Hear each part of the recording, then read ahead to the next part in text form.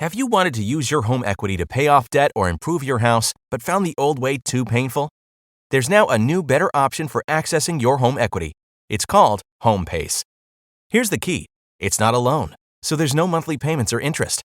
Instead, HomePace gives you money up front as an investment in your home. That's right, you get money that you can use however you want without the burden of monthly payments.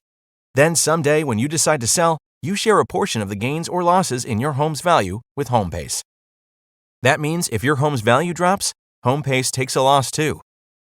HomePace gives homeowners a better choice to access home equity. No monthly payments, no interest. To get an instant quote, go to homepace.com/quote. It takes less than 5 minutes. That's homepace/quote to get started. If I came this way.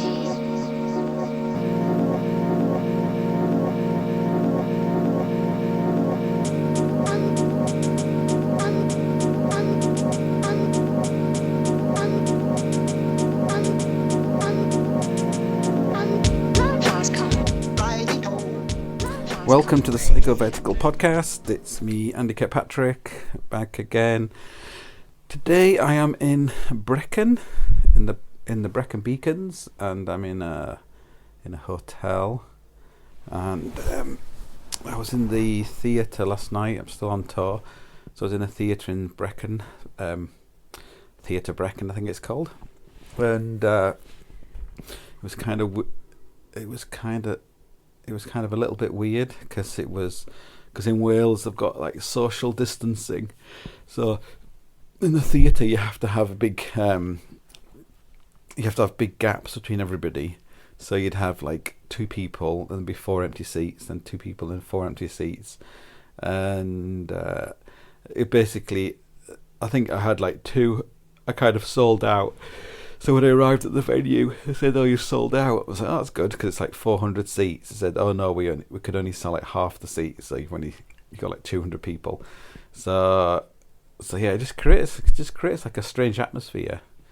You kind of go out there and it's just it's just big, just I don't know. It's like just a bit strange. I think when people sit together, it creates some kind of. You become a group. You're not an individual. You're just a group. So often, when you say something funny or something, it creates like a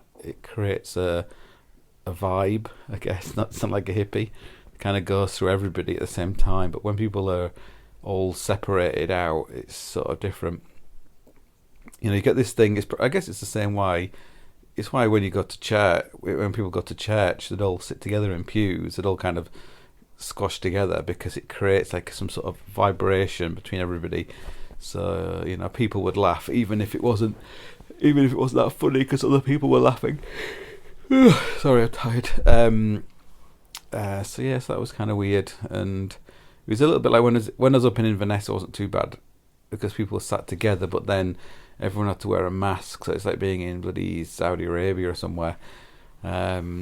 So the tour, how is the tour going? It's going okay.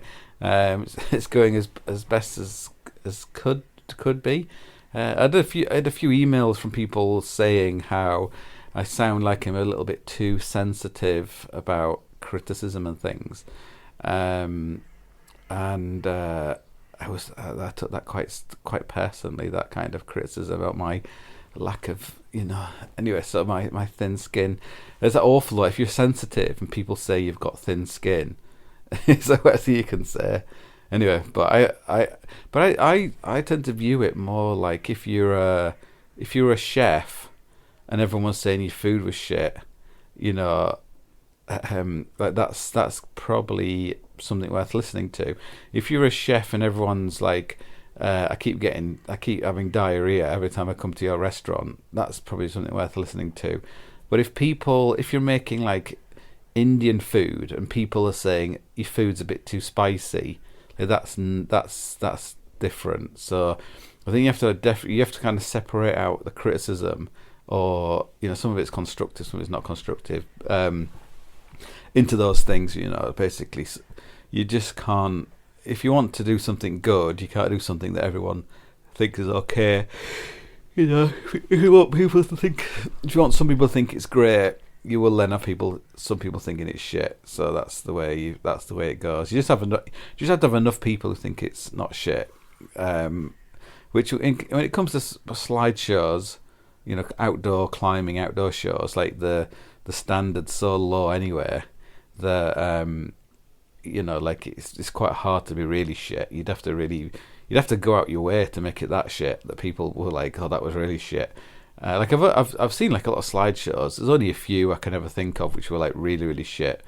Like when someone was literally just like reading the words off a slide or something. And you'll be yawning as well now. Listen to this. What was I saying? So so really it's kind of important to listen to what people are saying, but then ultimately have some sort of judgment. So I did a talk in Reged, which is like Cumbria, last week, and although the sound was really bad, like as soon as I turned up and I was like plugged the thing in, I was like, oh god, this sounds terrible. And the guy was like, is that alright? I'm like, no, not really. And people always blame you, like if you have a bad sound, they think it's your fault, like you're the guy who like, you know, plumbed in all the bloody speakers and all the wires. I was like, oh no, that doesn't sound very good. And it was like a bit of a nightmare. And anyway, it was like on an IMAX screen, so you're just blowing up this image which looks okay on a projector when it's projected, but the IMAX screen's so massive. It just looked a bit shit, and it was just like so huge. You know, like if you were sitting in the audience, you couldn't see. It was just like you're just looking at a big pixel or something in front of your face. So it was like so massive. So it wasn't ideal. But anyway, the venue had sold out. It feels like quite a big space, but it's like 250 people. And the last talk I'd done was in Inverness, and that seemed to go really well. So I basically did the same thing I did in Inverness, and I was like, I tried to avoid, too many things which might like spoil the, any downer stuff, and then so it seemed to go all right. Anyway, so then when I came the next day, I went down to where I don't have any internet where I am, I can't get internet on my phone, so I had to go into the town to where I'm staying to get some internet. And then I had an email. I had like a few emails saying, "Oh, I came to your show. It was really, really good," and that kind of stuff. And then I had an email from Mike Parsons, who was the guy who set up Carrymore. So he's like in his he's nearly 80 now. So he's like he's been around a long time. Anyway, this message was like, "Oh, I came to your show last night. Underwhelming. You must rethink what you're doing or something." And I was like, and to begin with, I was a little bit defensive. I was like, well, I just got 4 emails saying how good it was. Like, can you give me some feedback? And then I sent it off, and then I couldn't look at his reply because I had to go somewhere. So I was just I just ended up feeling I don't know, it's so terrible. I ended up like feeling so down the rest of the day, and I was just kind of like questioning doing it, like being on stage and talking and stuff. And then I was like thinking maybe I'd said something mis political, or made a joke. I make a joke about vegans, as I call them, stealing that from Mark Ripperto. Was he upset about making fun of vegans or vegetable based diet? It's not vegetable based, it's plant based, that kind of thing. It could have been like so many things. I have this line about I have some stuff about religion in there, which I think is like a redemptive narrative about religion and stuff. It's very, you can see it from, you can either offend everybody, or it could like everyone will think it was great. Depends on which way how you look at it. So it's like my car wasn't working, so I've been having to walk, like where I'm staying, like the arsehole of nowhere. So I had to it takes about an hour and a half to walk into the town over the hill. Anyway, so I was just like I felt really down about it. I think it's probably tired as well, but I was just feeling a bit bit flat and like, oh god, this is it. I'm not doing this anymore. I'm just so sick of like trying to do something better than normal and then just getting like just I don't know, it just seemed to just couldn't be arsed with it all. And anyways, eventually Mike got back to me, and basically he had nothing to do with anything I thought it was to do with. He basically wanted it to be more technical and more focused towards hardcore climbing stuff, like what kind of laces did you have in your boots, and what kind of what was the ratio of like of gases in your gas canisters and all that kind of stuff, like typical sort of climber stuff, because like climbers are such extremists. It'd be the same if I went, if I was doing something about mountain biking and they're like, oh, what kind of lube are you using, or whatever. So it's a very kind of human nature-y thing. Well, not human nature at all. It's like climbing. That's against human nature. But this kind of I came to your slideshow and you didn't even mention what kind of brake cables you were using. So I guess I said that basically a long time ago I realised if I wanted to make a living, doing this, I could not make a living from climbers, because they either don't even turn up. Like, I don't know how many proper climbers there are coming to my slideshows, but they've never been, they're just not interested. They're just kind of, they're not interested. They're just interested in what they do. They're not really interested in what other people do, really, unless it's like someone talking about a dead hanging or something. So basically, you have to make a living by talking to people who are, like just general people. Like there are people who are climbers and stuff, but I don't think I've ever had any friends of mine who are like extreme mountaineers ever come to any of my slideshows for EADL before. But so you just have to get like your armchair climbers. Like there was a lady last night who was like just like quite an older lady who was she was probably into like she's into drinking tea and eating cakes, but she's like, oh okay, I really enjoyed it and blah blah blah, and so some people they just take a punt on it. They just see, oh, this guy's he's talking about his adventures, and it sounds supposed to be funny and stuff, and so that's you're just doing it. You're just doing that kind of stuff. It's a bit like, do you know what I've realised actually? I don't actually like hardcore history. Have you ever listened to hardcore history? Like people were always telling me like, oh, you need to listen to hardcore history, but it's just a bit shit. I just decided it's a bit shit. It's just a bit like, just rambles on. It doesn't really have any. It just rambles on. I'm like, oh, fucking get to the point. Anyway, there could be. I think I'm listening to one of his podcasts, and it's about 6 hours long. It could be like 30 minutes long, and it could just be. It'd be better, I think. So, I don't know what my point is there. I guess like the scope of what I'm talking about. I could probably make like an hour long slideshow. You could probably chop it up into about 10 or more slideshows that are just about that one thing, like going to climb, going into America or going to Kenya or whatever. But instead it's kind of you've got like a big scope, and you're trying to the whole thing about the thing is about exploring and stuff. So thanks to Bear Grylls, there's some good like Bear Grylls lines in there, but like they're given with love. So if you listen to this podcast, BJ, I know you do listen sometimes. It's given with there's a lot more love towards BJ. Is it BG? Bear Grylls, Grylls, yeah, BG, not B. I used to call you BJ. It's like below job, but yeah. So there's so that's that. I've got like, I think I'm probably, this is the midpoint of it.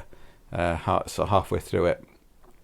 I mentioned last time about these people walking out and stuff in Manchester.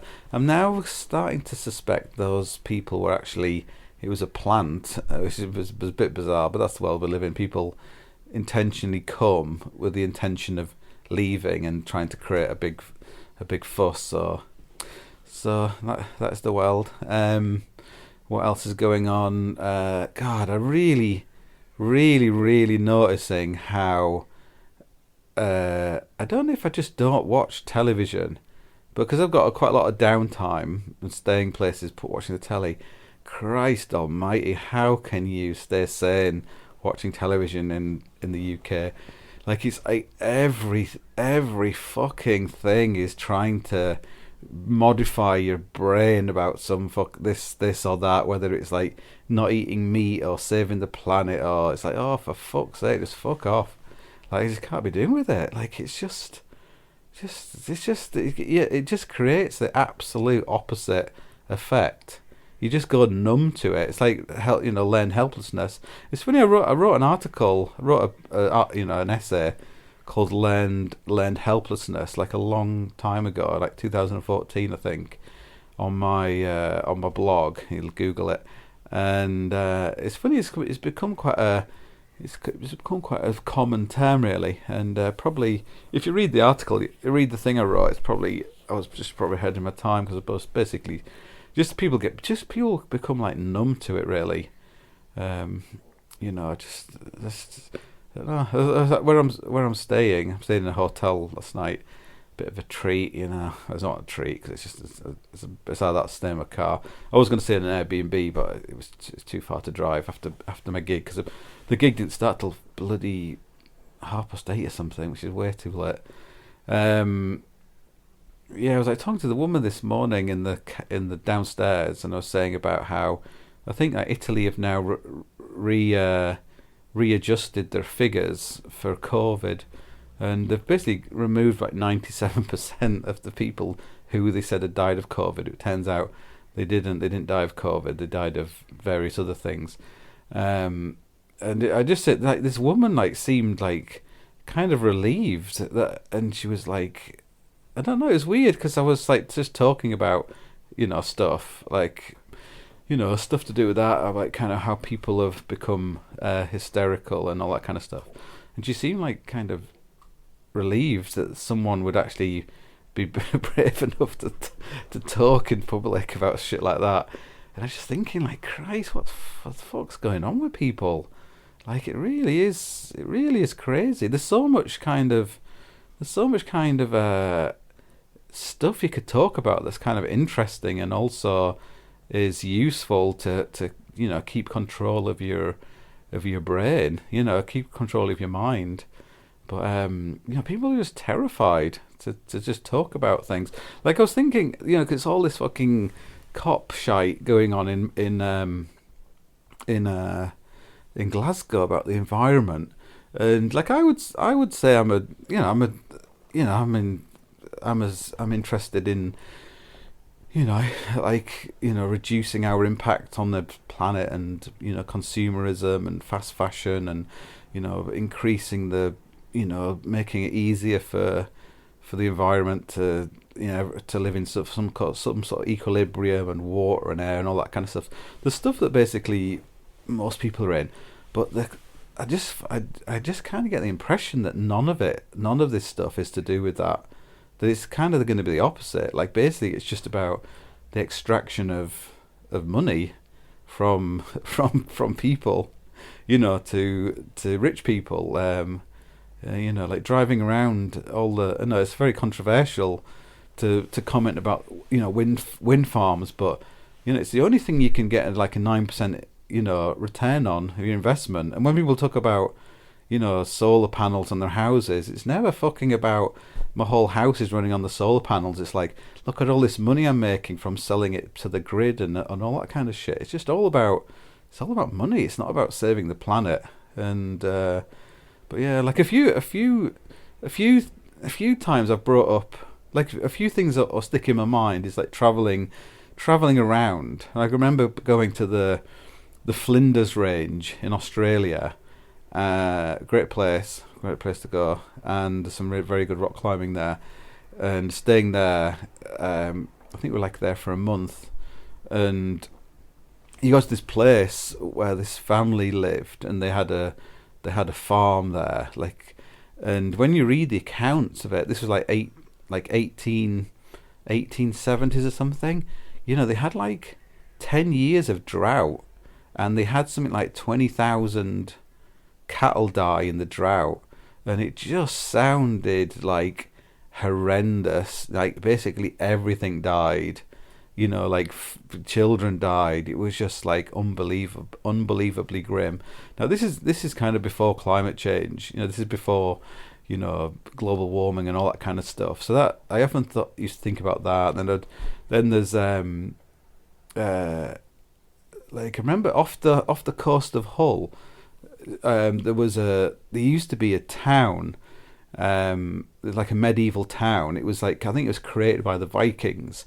And it was bigger than Hull, so it was like quite an important town. But it was actually built onto a sandbar.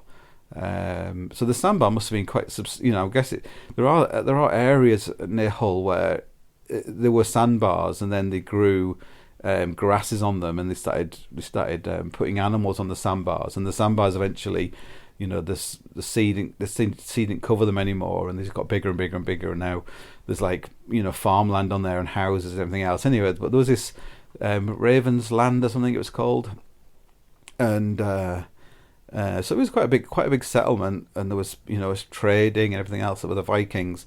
And then one night there was a huge storm, and basically the whole thing basically kind of got washed away, and it was just abandoned. And then there was another storm. There's a really famous storm that killed would this have been like the 13th, 14th century. There was a famous storm, and it killed something like 35,000 people in Europe, like a tidal surge.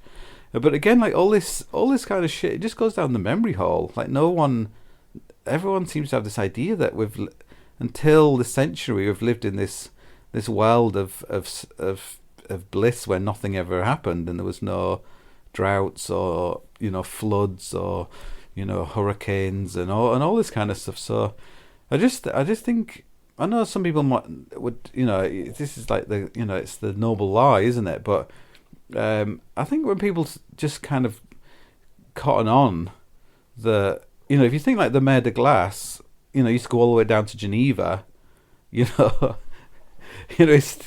like I just don't think we're really engaging with reality. I think I look at the BBC for some reason. I look at the BBC website every day, and I would say a good 50% of it is just shit. Is not true. Like it's just not it's not balanced really, and the other 50% is 50% of that is not true. So it's very hard to try and retain some kind of sane perspective. The world is we must have like 8 years left now till the end of the world, according to all these people. So it's terrible to be a climate realist, but yet to be viewed as like a denier or climate skeptic or whatever. Oh, it's not. You wouldn't have used the word skeptic now, because that would be too it's too kind to be a skeptic. To be a climate denier. I just think we should. If we revisit this in another 10 years' time, I think. I just think the reality of power cuts and the cost of everything, and the actual there's so many things. It's just not there's no it's just about appearances. It's not about like solid facts and reality. It's just about let's get rid of coal and all that kind of stuff. It doesn't make it is. And people will say, like, why don't we listen to the experts? They're telling us to do this. And like, well, they're not experts. They're just, that's kind of, they're in that business. So it's just very frustrating. I guess you don't want to get to the point where you're so old that you're like, fuck it, I don't care. I'll be dead before all this like kicks off. But it's like I don't know if I've said this before. It's a bit like the COVID thing. Is that people are like, oh, it was great. I've had I've got to hang out with my kids, and I've got to, learn to do fucking baking and all that kind of shit. But it's just that analogy of being on the beach and the big shipping container ship going across in the horizon, and you're like, oh, that's cool. And then like an hour later a massive fucking wave comes on the beach and washes you all into the sea and you all drown. It's a bit like that, like the we have this like short term, like we're gonna, King Herod says we have to kill all the firstborn children. That sounds like a good idea. It's that's what we're kind of like they kill all the kids. It's just I had a vasectomy because of I didn't want to have any kids because of climate change. Like, you fucking idiot. In fact, thank God for that. If the more people who think like that, who have vasectomies, the better, really. But I do think that it's very interesting looking at Greta Thunberg, like how she's either going to be a terror, an absolute terror, as in fucking burning you at the stake kind of human being, her, and she's kind of she's one of these people where she could be an ally to reality, or she could be in opposition to reality. But it's the classic where people with power and influence, they exploit somebody for their own ends. But those people are of no, they're not an ally to the environment. They're an ally to themselves. And this is not Greta Thunberg. Like, she is, she's like, I think she's like a genuine, like young person who's got like ideals and wants the world to be better, like everybody. Like, nobody wants the world to be worse. I don't think I've met anybody who does, unless they just want it to be worse for some people and better for others. But those kind of people, you can't really control them. Like the people who think they're in charge of everything, they're just incompetent and they're cowards, and they're just cack-handed basically, and they just don't really understand what they're doing. And I think we will see terrorism full on, IRA, Al Qaeda base related, like environmental terrorism, blowing things up and killing people within 10 years. But whether Greta's kind of getting it, I think she's definitely getting it, what's really going on. So it's which way she goes, really, because to betray your tribe is the worst thing. Like, to be an enemy of the tribe is not so bad, but to betray your tribe, that deserves special punishment, basically. So I think the idea of being like a climate realist, of that's basically how people have been, for a long time. There's a lot of really good books by people who actually do know what they're talking about. They're not just like lobbyists or idealists and things. There's some very, very interesting, books about, basically, I guess it just all comes down to nuclear power. That's the only way out of it, really. But the greatest way you could make a change to the environment of the planet, is if everyone in India started burning coal rather than burning wood. That would make a huge difference. But it's kind of counterintuitive. The same with the meat thing. Like, most animals are grazing on land that you couldn't grow crops on. Like, no one seems to pay any attention to that.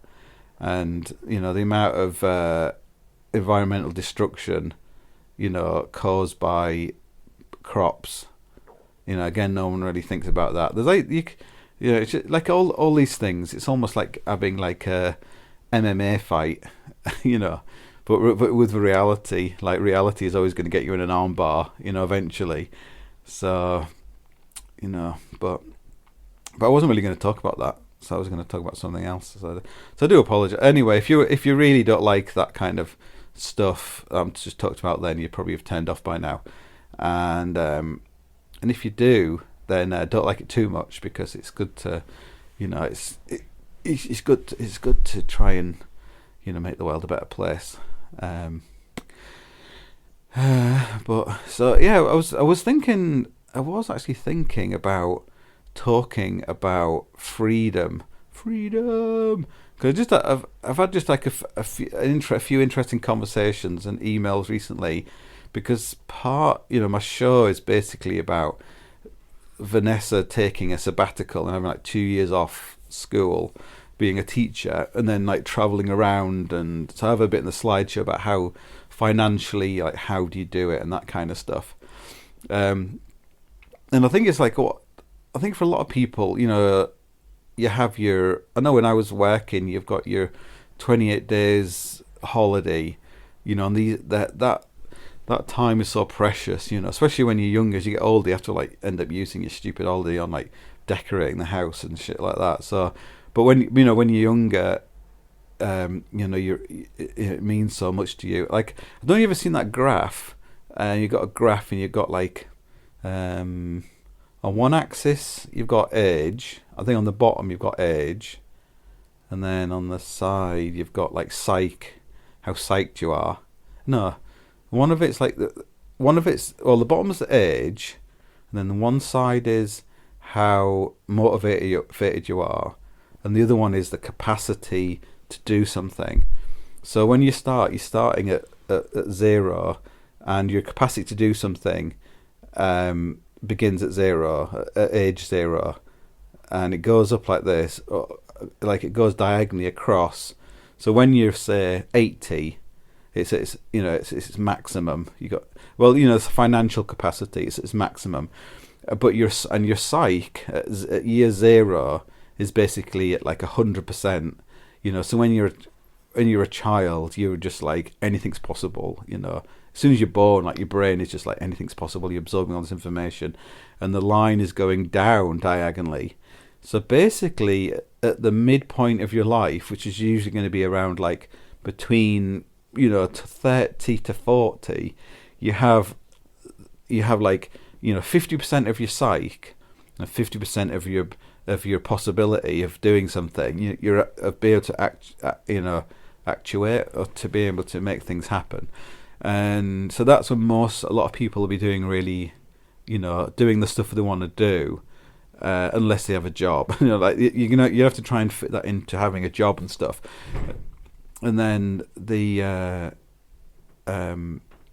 like most like people who are super creative, I think most of their creativity is happening in their early 20s. You know, from the age of like 16 to 25 is like a period of like when you can be very, very creative.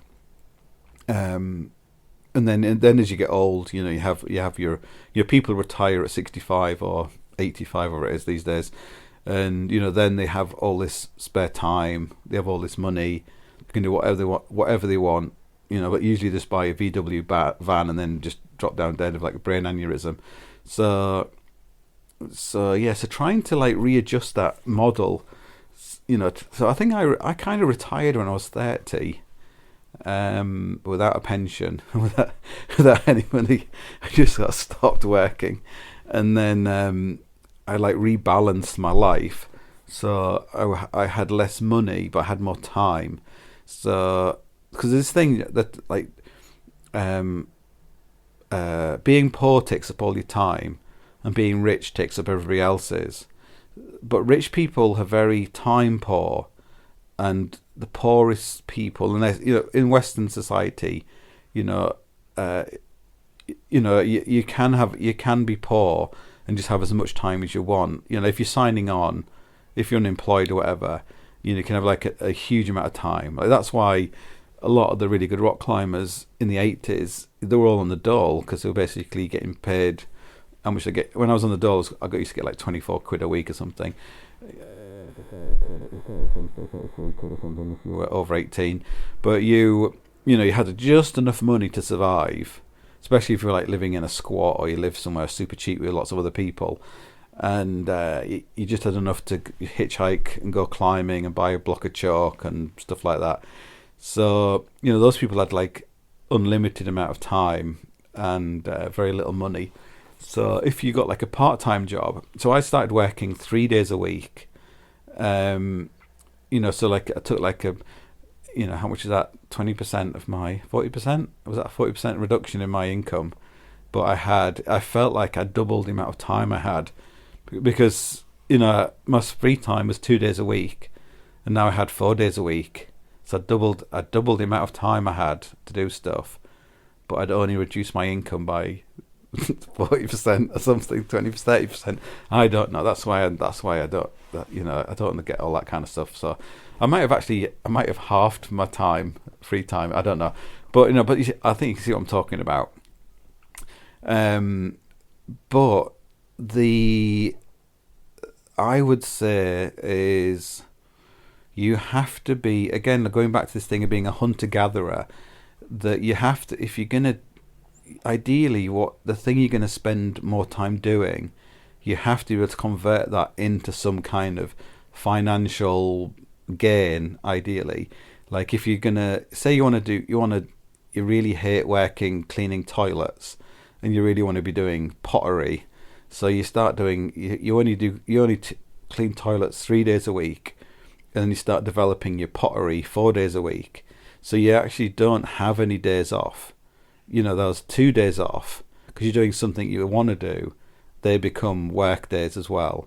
So you're actually working 7 days a week, but in your mind you're only working 3 days a week, and you develop your pottery to the point where you can sell your pottery, and then you end up just then you remove those like 3 days a week when you were working in the toilet, cleaning toilets, and they're your days off now, and you spend the other days doing your pottery. But what you'll probably do is you'd probably end up working 7 days a week doing pottery. So it's that to just think like, I'm just going to focus on wanking. I'm just going to work 3 days a week and just like wank for the rest of it. That's not really going to be. Just going to play on Xbox. I'm going to become like a brilliant Xbox guy. I'm going to like make loads of money on online or whatever. Like, it's just that really you have to have some kind of realistic thing. So it's not about having more time to be lazy. You really have to have a plan, really. So having a plan to change your life is kind of important. Because it's much harder to do it. Having no debt is probably one of the most important things. Like when in the 80s, when Margaret Thatcher sort of changed the rules, I think you have to have like a 25% of your mortgage to get a mortgage, 25% like down payment, and people could buy the council houses and all that kind of stuff. And a lot of unions told their members not to buy a house, because once you bought a house, once you had a mortgage, you were kind of trapped in a way. You had all this debt and you had to repay it, and you couldn't miss payments. You could lose your house. If you're in a council house, it's actually quite hard to get theft out of a council house. You're paying rent to the council. You could say it's like circular, like the money was going for other, it was like more socially responsible to be renting a council house. So yeah, they didn't want people to get into debt. And then you had this thing, when I was growing up, like the only debt you had, there was like the catalogue woman, so my mum would get things from a catalogue, and then she would be paying this woman back. The woman would come around, with her getting her money, so you buy like a bike and you'd be paying off like £5 a month, for like 3 years or something. It was like kind of crazy when you think about it. I don't know what interest you were paying. Maybe I'm sure there was interest. And then you'd have like Christmas money where you'd be paying someone else some money, and then at Christmas they would give you it back. So kind of crazy. We had a television where you had to put 50p pences into the television to get the television working, and then the idea was that would cover the rental. So when the guy would come, he would count all the money out, and he would give you, what was beyond the, so maybe it cost £10 a month to rent a television. So if there was like £16, he would give you £6 back and stuff in 50p's. And your electricity worked the same way. You put money into the electricity, so you couldn't get into debt, basically. So that was the whole idea. You couldn't get into debt. You could get into debt in that you got a bike for Christmas, but even then, there was like there was a real stigma. Like once you were known for not being able to pay your debt for your bike, you wouldn't have it. But there was no credit cards or overdrafts or anything like that. I often wonder if it was that was probably a very upper middle class thing to have a credit card. And I think maybe one thing that changed was the more people started going to university, the more debt they got into, because they would be able to get like credit cards, like being to lend money to students seemed to be like quite a big thing. So although I never went to university, I hung around with lots of students, and they always had plenty of money, but none of them were working, and I think it wasn't coming from the grants. They just ended up with like loads of debt, and even when I started working, meeting one or two people, and you're like, Christ Almighty, like how are we ever going to pay? They just got into loads and loads of debt, and you just wondered how they'd ever get out of it. So debt went from being something that was, people didn't. You'd have to go to a bank manager and try and lend some money. It was not going to lend money to anybody unless, they had a house and some like collateral and stuff. So anyway, so I don't have any debt. Like I paid all my debt off. Like when I got divorced, I had about 16 grand of debt, and I don't even know where all that debt came from, but it was, I think, I blame my ex-wife, and but anyway, so I made some money, and I went on tour, and basically got this money, and basically once I'd paid my tax and I paid this debt, I didn't have any money left, so I ended up having to like sell loads of gear on eBay and stuff to get by. But and at the time it was really hard, like paying off this debt, because 16 grand, Christ, think what you can do with 16 grand.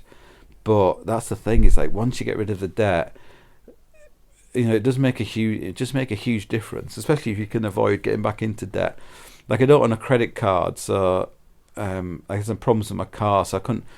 It's very hard to hire a car these days without a credit card, which is a constant pain in the ass. And I've tried to get a credit card just for hiring cars, but because I'm like 50, I've never had a credit card, like not properly in my name. I probably have like terrible credit rating because it never seemed to be able to get one. But so I know it's for, people have lots of debt. It's easy to say to pay it off, but it's not it's not easy to do it. I think being like trying to, if you can't have what you want, so if you really want to be going climbing or going on adventures or going skiing, if you can't be having what you want, don't spend your money on something else instead. I can't go to Yosemite, therefore buy the latest MacBook Pro or something. I think we are conditioned to spend all the money we have.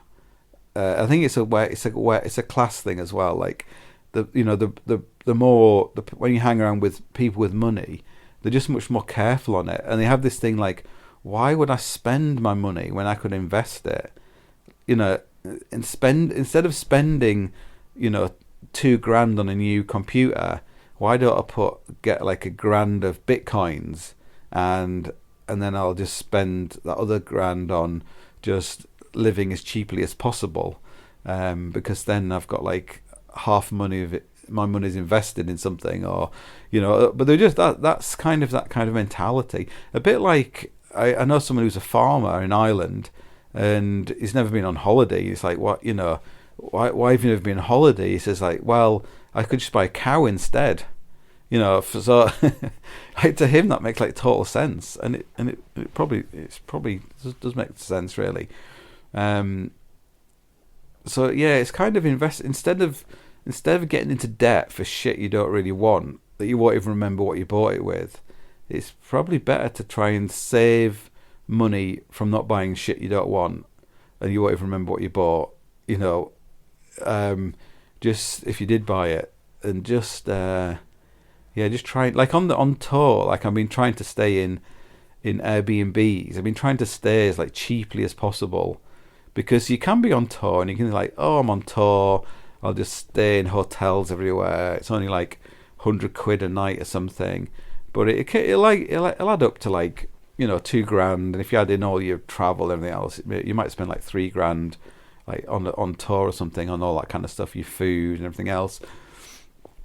But if you can, if you can do it more cheaply, the more profit you have, really. And the more profit you have, the longer you have. It's like a squirrel, like getting its nuts and putting them away for the winter. I always try and have, like in my business, I pay myself minimum wage. So I try and pay myself so I always remain in a tax band, which I think is an acceptable amount of tax. Like basically, in Ireland, I pay, is it like 20% tax or something? But whenever I look at what I'm, how much tax and all the stuff, payments you have to pay out, PAYE, it's like, oh Christ, that's a lot of money, that is, but I just try and pay myself like enough that's acceptable that I can live on, but I don't pay myself like a crazy amount of money, because I always try and have, I basically have like a year's amount of money in my bank account, in my business bank account. So even if I have no work for an entire year, I can pay myself for an entire year, and I suspect that even in that year, I will get enough work to be able to pay myself for another 6 months, if you know what I mean. I'll be replenishing, but I won't. I'm always taking out lessons going in, and if I started feeling like there was a constriction in my income, then I could reduce my income by half, and I could survive on that. I could reduce it even further and survive on that. But I never want, because I can't deal with the stress of like thinking, oh my God, I've got like, I literally, like I have had in the past, I've had this, I'm like, shit, like I cannot pay myself next month, and how am I going to pay my tax, and how am I going to do this and do that. So for me, always knowing I've got like that money there gives me, because I've worked through two major, if not more, three major constrictions in my income. So you had the crash 2007 that affected my income, and then you had Brexit that really affected my income, because the years leading up to Brexit, like there was basically no corporate speaking work. It all died. I might have died because people thought I was an alt-right racist asshole, but anyway, but a lot of that just died because businesses just stopped doing any kind of corporate stuff like that. And then you've had COVID. Like I didn't take any, I probably wouldn't get it anyway, but I had to survive through COVID, where I only, you can't do any slideshows, you can't do any corporate stuff. I did like a bit of corporate stuff on Zoom, but it's just, but it's like a constriction. And now you hope that things will improve. So always, so in business wise, but I think also having savings, the least amount of savings you have, the more problems you're gonna come up with. And I think that's the thing about, I think when you live adjacent to poverty, like when you grow up in relative poverty, is that it's the small things that just throw you off. The washing machine stops working, or you get this unexpected bill for something, or it just when so the classic thing is like yesterday, like Zoom took like 170 euros out of my bank account because I'd forgotten. I don't really need to be on Zoom anymore, but I'd signed up so I could do like more people on Zoom, and it's like, oh bollocks, like that's like I need to sort that out.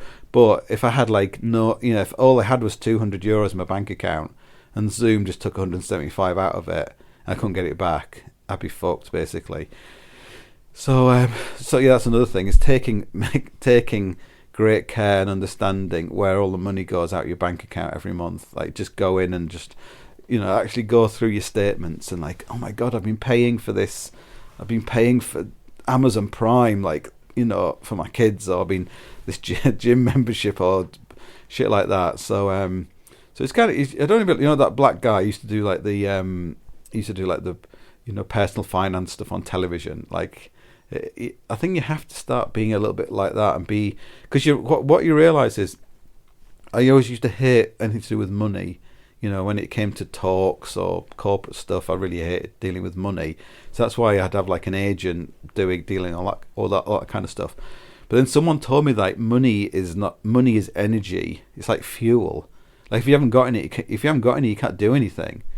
And it's a real danger to money's not important. Like money is either everything or it's something. It's never nothing, which is I can't remember who said that anyway, but it's a very true line.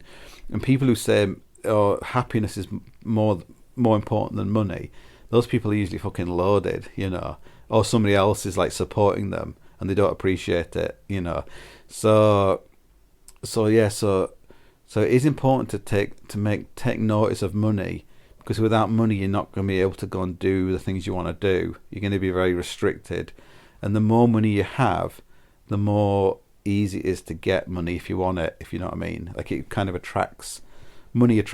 I'm not talking about like huge amount of money, but if I'm like working in a hotel doing cleaning, it's very hard to really develop like my corporate speaking or writing books and stuff, because I'll just be knackered, So having enough money to be able to afford to focus some time on something else which can make more money, if I do like a corporate gig, I can make more money in 40 minutes than it used to take me a month to make when I was working in the climbing shop.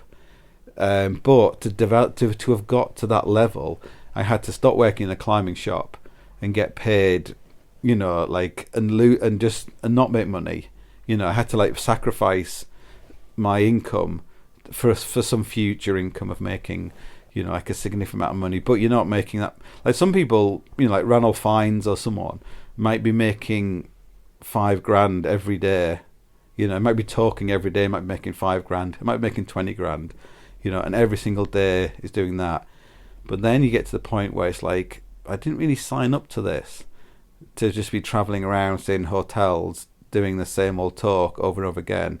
I signed up to this to be going on adventures and having an interesting life. So then you've gone the other way, and it's like my life. Like I know people who, started off with not a lot of money and now have become like incredibly successful at what they do, but they're kind of trapped in it because their lifestyle has now developed to the point where it requires a lot of maintenance. They have like a stable with horses and shit like that.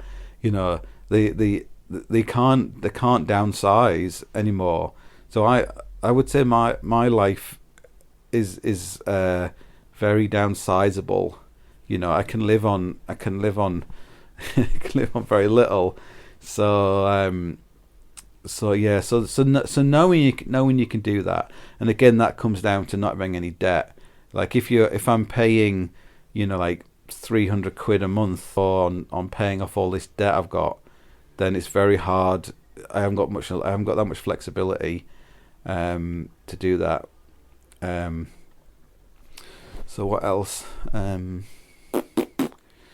know it's like very easy to rabbit on like this, because most people's lives aren't that simple. But I think it, like a lot of it's to do with the, it's knowing your value, really. What you can do. What your potential is to, and again, like it sounds like when you talk about money, again, it's not the money, it's about your value. The money is just what you paid in return for the value you're bringing to that thing. So, like on tour, like normally on tour, I'll make like quite a lot of money, but if you think of the value that I gave to, like 10,000 people, and then there's the ones who didn't like it, but the 10,000 people who saw you over your tour, then that value is probably that's the value I'm worth, because I wouldn't, if I did it again and if I didn't get the same people coming or more people, then that's demonstrated that I'm not worth that. and then I won't get it the next time. So so maintaining, like the thing about being hypersensitive is it's just, supply. Is it supply and demand? I've got to supply a product, and if it's no good, then I'll lose the contract. So that's why it's kind of important to be being focused, rather than like, fuck you, I'll just talk what I want to talk about. I have to always be like, does someone read? You're paying money to be entertained. I'm not going to come and do a big diatribe about Donald Trump or Brexit or some Scottish independence or something. It's not really that's not what you come into to hear. So it's important to to try and understand these things.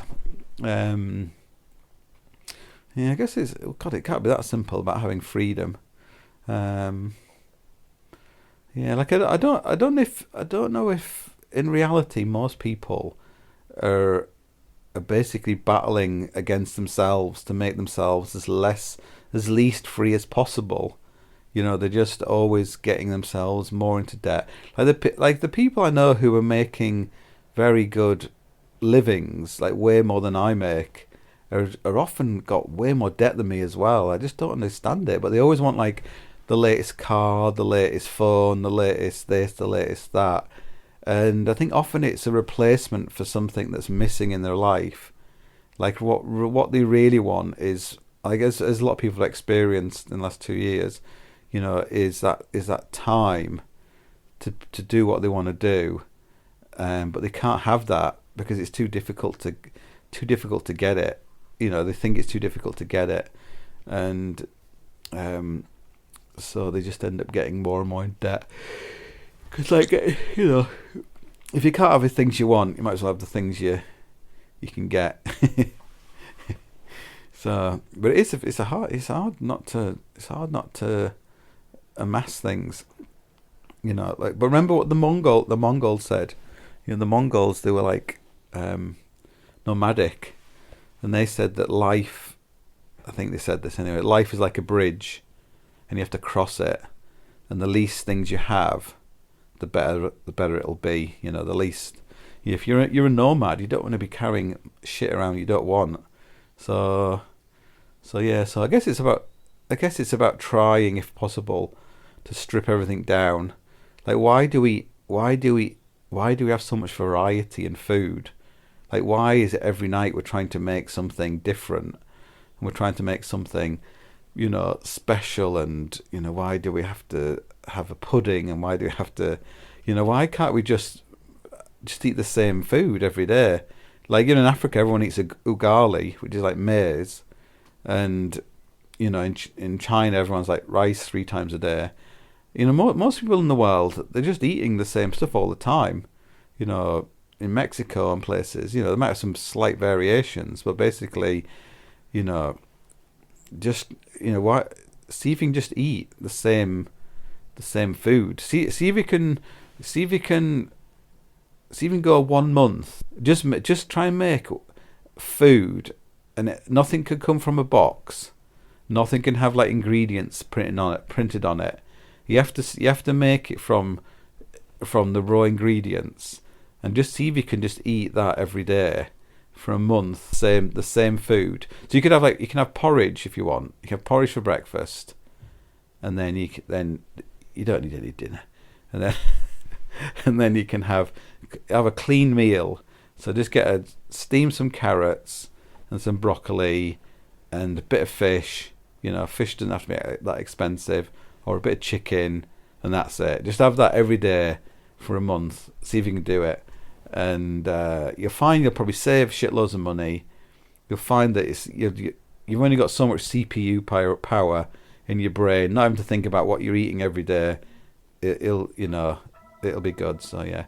Oh, my phone's ringing again. Oh, Christ almighty.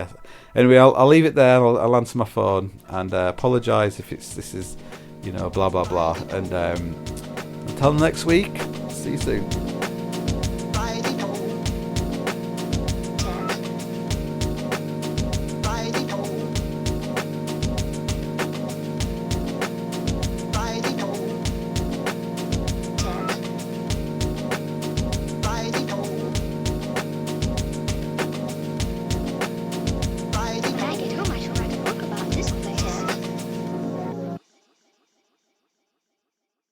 grandparents. At Vanguard, you're more than just a grandparent. You're the family historians. You fill your closets with heirlooms, family photos, and letters from long ago. You're always planning the next family reunion, even at the reunion. Because for you, time well spent is time spent on them. At Vanguard, you're more than just an investor. You're an owner. Because the future you're building is bigger than yourself. Discover the value of ownership at Vanguard.com. Fund shareholders own the funds that own Vanguard. Vanguard Marketing Corporation, distributor.